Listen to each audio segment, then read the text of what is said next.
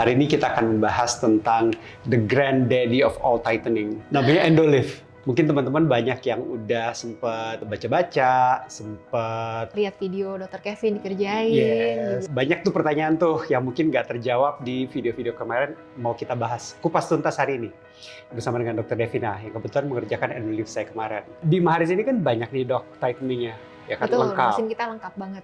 Mulai dari yang surgical, ada facelift, sampai ke bawahnya itu dari Endolift, lalu ke bawah-bawahnya lagi ada Ultera, Thermage, M-Face, Morpheus. Sekarang ada yang mungkin nggak sakit sama sekali, Onda dan Stores. Betul. How do you choose it for your patient? Jadi sebenarnya usia tuh bukan patokan. Karena ada yang usianya 30 tapi udah banyak banget jowlingnya, ada yang usia 50 tapi masih fresh. Jadi yang membedakan itu dok, kalau saya pribadi untuk Endolift ini adalah kandidat pasien yang tepat. Karena untuk kandidat pasien yang tepat hasilnya pasti lebih optimal. Kandidat seperti apa? Itu biasanya ada yang udah ada mild jowling, mild itu moderate jowling.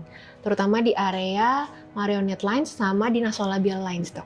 Jadi kalau biasanya udah mulai ada ngelipet nih, udah mulai banyak penumpukan fat pockets di area sini, biasa first line-nya itu kita akan pakai choose untuk Endolift.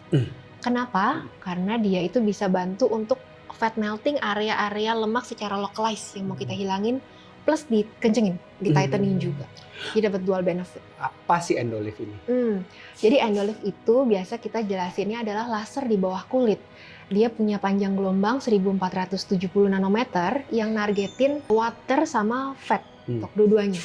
Jadi pas targetin water itu untuk kontraksi kolagen, jadi kulitnya tuh pas abis dikerjain langsung kontraksi, makanya langsung immediately berasa tight, ketarik, kencang. Sama ada yang dia untuk pocket of fat, yang tadi saya sempat mention.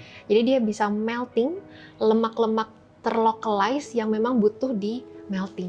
Jadi jangan khawatir kalau misalkan kalian berasa udah kempot nih di bagian pipi luarnya. Nah itu pertanyaan yang sering ditanyain tuh. Iya. Karena sekarang kan zamannya itu adalah fat preservation, ya Yes, kan? Fat betul. banking, fat grafting, which we also do by the way, on the face. Nah pasien-pasien banyak yang suka nanya gini dok, kan saya harus sayang-sayang nih sama fat di muka saya. Kok di melt? Gitu loh. Bener banget, memang kita harus sayangin lemak karena banyak kan yang mau ilangin semua lemaknya, biasanya kita pilih-pilih juga kandidatnya. Nah untuk yang berasa pipinya udah kempot nih, nggak boleh di Endolift dong, belum tentu. Kadang yang pipinya kempot di sisi lateral sini, sisi luar, ternyata tuh banyak lemaknya malah pindah dok. Jadi ada fat migration, itu memang proses aging normal. Di area sini lebih numpuk, makanya berasanya lebih berat garis senyumnya, garis ilernya kok makin kelihatan, karena memang dia fat di lateralnya hilang, pindah ke sini dok, makin banyak di area sini. Itu dia kelebihan Endolift, dia bisa localize, jadi nggak semuanya kita fat melting. Di area yang udah kempot kita tightening only, karena dia bisa diatur dan fibernya ada dua macam juga. Ada yang untuk fat melting dan skin tightening. Kelebihan Maharis adalah kita memakai Endolift Amplify kita sebutnya. Jadi kita kombinasikan kedua tipe fat melting dan skin tightening, hasilnya lebih mantep lagi daripada hanya pakai salah satu. Proses desainnya itu menurut saya juga sangat penting ya, Dok, Iya. ya. The initial design, di mana kalau teman-teman lihat itu di video Dr. Devina mungkin gambar di muka saya. Can you run us through what is actually going through your mind? Ini sebenarnya gambar-gambar tuh apa yang dikerjakan? Betul, jadi kita sebut step awal itu adalah facial mapping. Setelah memilih kandidat yang tepat, kita akan facial mapping pasien kita. Pertama adalah untuk menghindari danger zone. Nah, jadi ada area-area danger seperti keluarnya saraf, pembuluh darah utama, itu kita harus hindari. Karena kita mau hasilnya bagus tapi tanpa efek samping Ya, atau pasti resiko. dong. Karena alat ini kan Very invasive. very invasive. Very canggih banget, Ya. tapi harus di tangan yang tepat Ya. untuk hasilnya lebih maksimal. Ya, jadi it shouldn't be treated like a casual treatment, Yes. gitu ya. Karena ini masukkan fiber yang fibernya itu kecil, kelihatannya very simple fiber. Tapi ini kita masukkan langsung ke bawah kulit, yang di situ tuh banyak kali danger zone yang harus Iya, kita hindarkan. Betul. Karena wajah kita itu kan kompleks dan setiap orang sebenarnya ada variasi anatominya. Pertama pembuluh darah utama juga kita hindarin. Sama biasanya kita akan facial mapping area mana nih yang mau dihilangin, mana yang butuh ilangin lemak, mana yang butuh skin tightening aja only. Sama misalkan ada bekas filler lama atau tidak, itu juga akan pengaruh.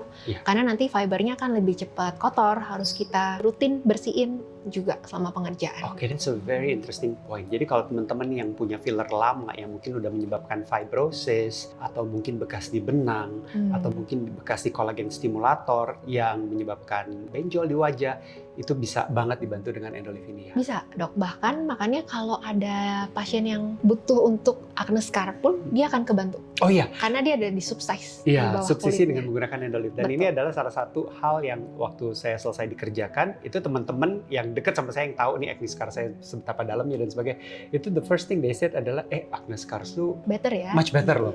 Diapain kali ini? Ini kelihatan beda banget. Iya. Dan itu terjadi sebenarnya 2-3 minggu setelah pengerjaan. Betul, karena dia takes time.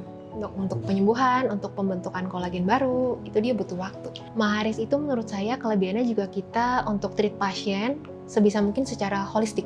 Jadi nggak cuman kita mengandalkan device A terbaik, device B terbaik, enggak. Tapi dengan kita facial designing wajah seseorang, wajah pasien, kebutuhannya itu dilengkapin. Contohnya kayak Endolive, kita bisa combine juga dengan kolagen stimulator. Untuk bantu area-area tadi yang sudah mulai kosong-kosong, kita depositkan untuk stimulasi kolagen di sana lebih maksimal, lebih optimal. Atau sometimes 2-3 bulan setelah tightening kita kombinasi juga dengan filler. Karena sebenarnya filler itu bagus kok, aman. Asal tepat kedalamannya, pemilihan pasiennya. We want you to look good forever, not just instantly. Untuk Endolive sendiri, kalau pasien yang udah pernah mengerjakan Ulthera dan Thermage, itu kan salah satu treatment tightening andalan kita, itu yang saya kerjakan tuh tiap Iya. tahun tuh. How do we tell patients, gimana sih cara mappingnya, gimana cara planningnya untuk mengerjakan semua treatment ini wisely, gitu. Jadi nggak over treatment juga pada wajah mereka. Kalau Endolive secara teori sebenarnya dalam satu kali pengerjaan efeknya tuh bisa up to 2-3 tahun. Tergantung genetik, tergantung lifestyle juga. Nah biasanya in between itu misalkan Endolive-nya mau per 2 tahun atau mau per 3 tahun karena kan memang Jadi Endolive tuh ini- nggak perlu setiap tahun ya dok ya Betul, dikerjakan. tergantung sih dok. Kalau memang udah segi sekali, sometimes kita butuh tuh pengulangan lebih dekat. Kalau hasilnya itu untuk kita maintain di antara 2-3 tahun ini, kita bisa kerjakan tightening device yang lebih light untuk downtime-nya. Seperti Ulthera dan Thermage. Karena untuk Endolive memang kita harus dedicated time untuk masa recovery-nya. Karena kan dia lebih invasif, tapi lebih invasif hasilnya memang lebih long lasting. Speaking of that recovery time, jadi memang abis dikerjain Endolive itu yang teman-teman mungkin harus siap mentalnya adalah akan ada sedikit bengkak dan swelling pada wajah. Swellingnya itu mungkin setiap pasien berbeda berapa lama. Untuk saya pribadi nih, speaking from my own personal experience, kemarin swellingnya itu kurang lebih 1 bulan. 1 bulan itu bertahap ya, jadi minggu pertama itu lumayan swelling, yang paling swelling menurut saya itu minggu kedua. Minggu ketiga itu lebih menurun, minggu keempat itu ketemu orang udah nggak ditanyain baru abis diapain. Gitu, jadi udah lumayan normal. Dia akan up to makin bagus tuh Iya. dalam 3-6 bulan ke depan. Iya, I look forward to that. Ada satu hal yang kita kerjakan yang mungkin berbeda dari tempat lain. Pada saat kita mengerjakan Endolive kemarin itu, Dr. Devina juga mengerjakan stores immediately setelah Oh dikerjakan. iya, Endolive itu kan kita pakai anestesi tumesen sebetulnya dok. Untuk di area-area yang mau kita kerjakan tujuannya sih sebenarnya supaya lebih nyaman. Nah itu akan ada banyak penumpukan cairan. Pertama cairan dari tumesennya, kedua adalah fat melting yang kita hancurkan. Kalau tanpa stores bisa, cuman downtime-nya akan lebih panjang, bengkaknya akan lebih bengkak.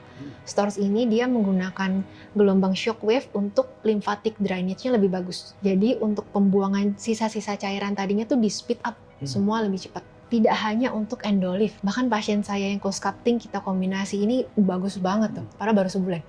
Kemarin sampai dia minta kerjain area lainnya lagi, karena sebagus itu. Recovery-nya lebih cepat. Now almost every patient yang mengerjakan Endolive itu udah mandatory kita kerjakan bareng dengan stores. Yes. Karena kenapa? Endolive ini seperti yang Dr. Devina jelaskan tadi, we are trying to create mini destruction yang akan di bawah kulit. Nah, mini destruction ini harus terkontrol. Jadi harus cukup destruction-nya sehingga kolagen baru itu ditimbulkan. Tapi kita nggak mau kebanyakan juga, sehingga kolagen baru yang ditimbulkan itu bukan kolagen yang nice and soft, tapi kolagen yang keras. Seperti kalau kita baru luka itu terjadi scar hipertrofi atau keloid, kita nggak mau menjadi seperti itu walaupun di bawah kulit. Nah, mengerjakan stores ini itu menurunkan resiko terjadinya fibrotic tissue di bawah kulit yang kelihatannya itu jadi kayak nggak rata kulitnya. Nah, itu adalah salah satu efek samping dari pengerjaan Endolive yang dikerjakan too much without caution dan recovery-nya itu nggak diperhatikan dengan baik.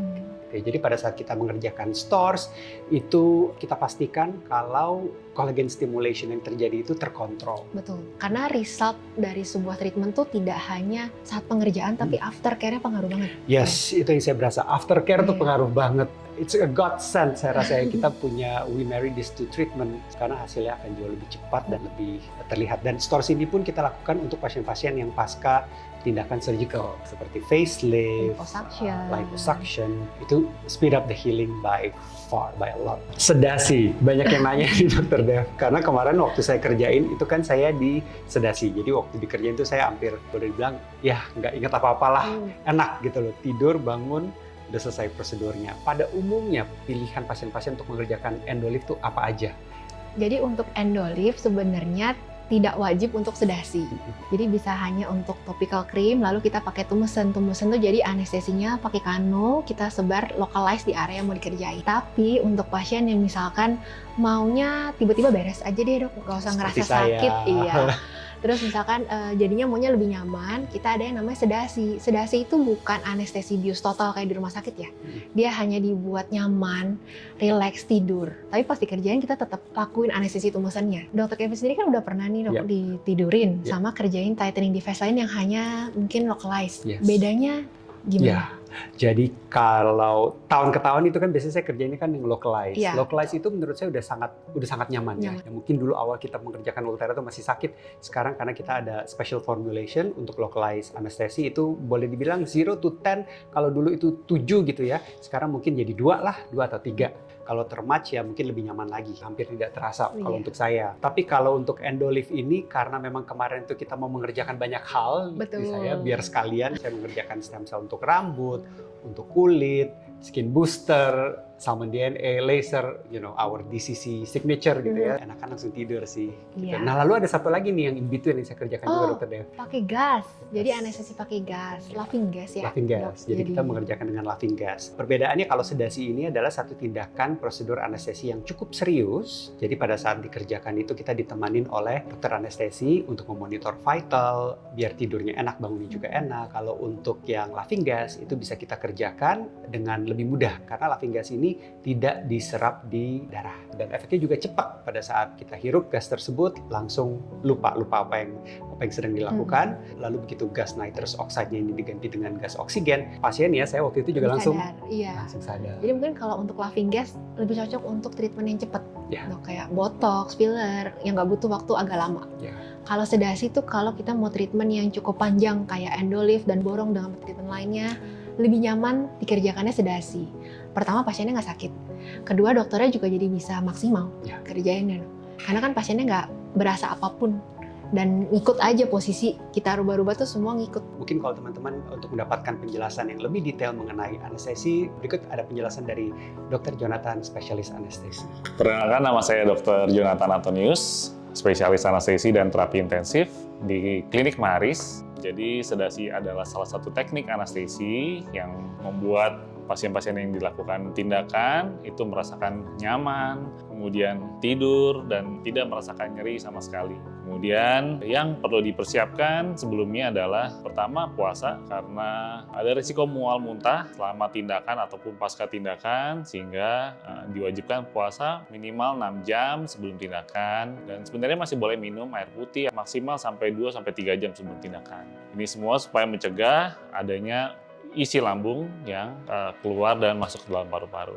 Kemudian yang lain adalah jika tindakan-tindakan yang dilakukan agak berisiko, biasanya dokter penanggung jawab akan melakukan pemeriksaan laboratorium terlebih dahulu, juga rekam jantung yang dilakukan sebelum tindakan. Biasanya untuk pengencer darah dan obat-obatan yang lain mungkin harus dikonsultasikan sebelum kita melakukan anestesi sedasi ini. Dan biasanya kita lakukan dengan melakukan teleconference ataupun melalui G-Meet, bertatap muka secara daring dan semua bisa ditanyakan saat melakukan konsultasi tersebut. What are the do's and don'ts sih Dok Dev untuk endolift? Don'ts-nya itu biasa secara umum juga untuk pengencangan. Jadi jangan konsumsi alkohol. Kenapa? Kita kan lagi ada swelling. Nah, kalau ada alkohol pasti akan lebih lama hilangnya.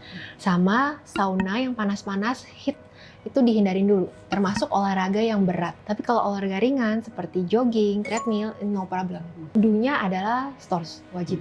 Stores, lymphatic massage itu sangat-sangat membantu. Dan langsung bisa lakukan aktivitas sehari-hari sebenarnya setelah treatment. Walaupun ya masih agak saya langsung praktek langsung olahraga pun saya langsung kerjakan.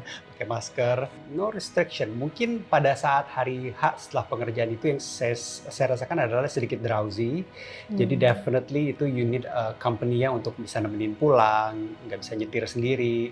Lalu keesokan harinya sih, berhubung saya di sedasi kemarin, itu perasaan anestesinya, perasaan drowsy-nya itu udah hilang 100% by the next day. Iya. Tapi untuk hari itu, don't do anything serious, don't make any serious decision, dan jangan mengerjakan hal-hal yang terlalu rumit, seperti nyetir dan sebagainya juga jangan. Mungkin itu karena anestesi sedasi ya dok? Ya. Oh iya Kalau betul. tanpa sedasi sih endolift nggak ada pusing, nggak ada Oh apa-apa. iya, betul. Bisa langsung aktivitas normal. Nanti pada saat konsultasi itu biasanya kita samakan ekspektasinya, apa aja yang mau dikerjakan, dan kita bisa sesuaikan juga pemilihan anestesinya sesuai dari kebutuhan dan indikasi. Jadi kita tuh mau run through our patient dari saat prosedur sampai aftercare-nya, sampai dapat hasil yang optimal. Untuk teman-teman yang masih punya pertanyaan seputar tightening devices termasuk endolift, silahkan tinggalkan di kolom komentar di bawah, akan dijawab oleh saya dan Dr. Devina. Thank you everyone for watching. Sampai jumpa di Maharis.